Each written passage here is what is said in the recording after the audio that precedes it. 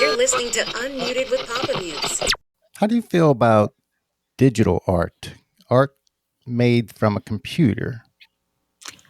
I think that's fine. I think that uh, the tools that an artist uses is fair game.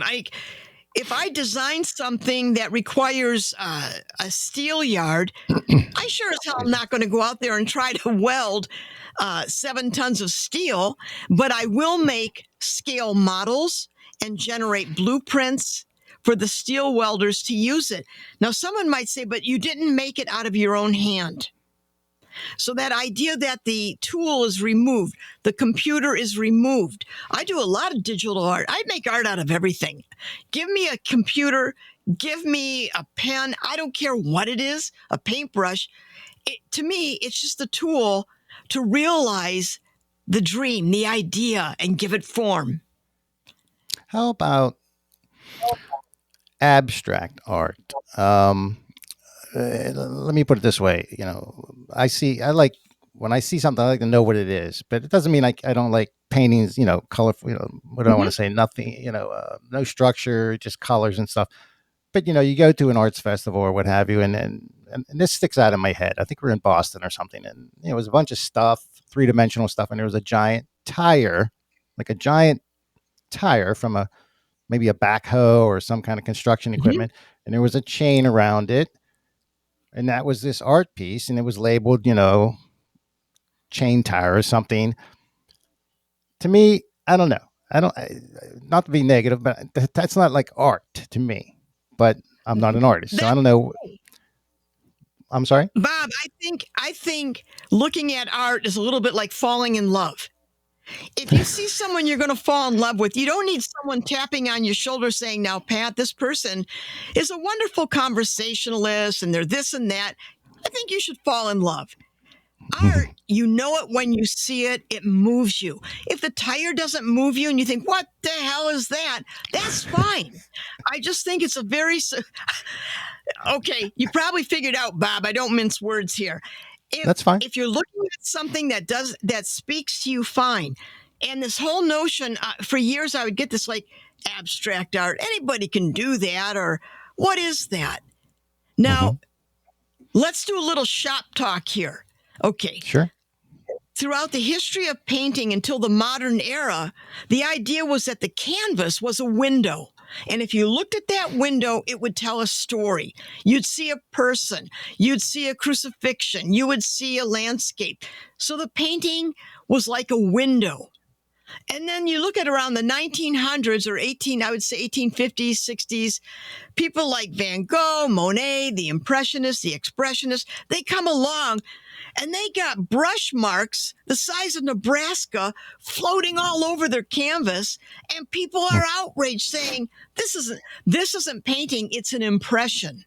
I mean, they were being slammed. So for that generation, it was like, what is that? And then if you carry it further, along comes the 20th century and saying a painting is more than telling a story in and of itself. It is more than that. So it's okay. I mean, I don't think that there's a law saying that everybody should like paintings because someone puts a tag on it saying it's art.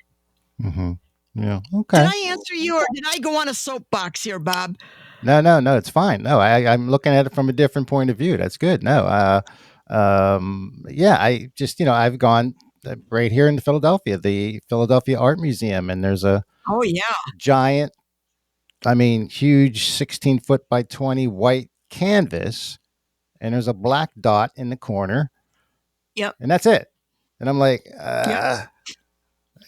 Whatever works for you, but anyway, that's why sometimes, like I said, I look at that and I'm like, oh man, I don't know. I don't see that. I like to see a drawing or something, or a landscape, or a human, abstract. Like you said, if it works for you, fine. If you love the girl or guy, great. If not, move on. Yeah, something like that. So the business of art, how difficult is it to make money as an artist? And I don't mean teaching, I mean art. The art making. Well, I'm going to talk pre-COVID. Okay. Up until COVID, the traditional thing was you had a gallery.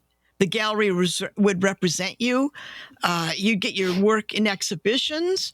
And that was the way it was done. There were gatekeepers that would say, hey, I want to include your work in this exhibition. Or, hey, I want to show your work at the gallery. So it was very, very hierarchical.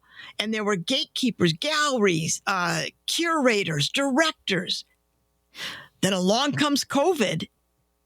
Everything changes. The gatekeepers didn't know what the hell to do. Galleries shut down. Music venues shut down. Writer lectures shut down. And so all of a sudden, what were people to do? Well, artists started going online. They had online exhibitions. They were selling their works online. Artists have websites. So it's a little bit different world now that it's direct access to a lot of people. Yeah. It's it's like COVID, like BC and before Christ, after Christ, before COVID, after COVID. It's like, what the heck is going on? Yeah. So it's changed everything. Yeah, it's bizarre. But so if for someone who has natural talent, I remember this girl in grade school, and she would just draw. And I'm talking, sixth grade, and I was like, I was envious. But for someone with natural talent to draw and paint, right? Let's just use those two elements. Is formal schooling necessary?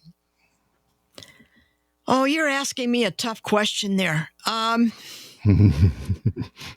You're talking to someone who burned, who put a torch to her MFA and MA degree documents. What? When I graduated and got those two documents, I went to my studio, got out a match, and I burned both of them. Why? And I told myself, a piece of paper is not going to make me an artist. A lifetime of making art will determine whether I'm an artist or not. Now, some people will go to school. If you go to school, you can plug into networks easier. You can get to know people. You can break into a community easier. But that's not the only way to go. There are a lot of people who are self-taught doing beautiful work. So I think that the bigger issue is, how do you honor your talent? How do you develop it? And if you don't have the money to go to school, set up a corner in your apartment or your house and allow yourself to explore and make things.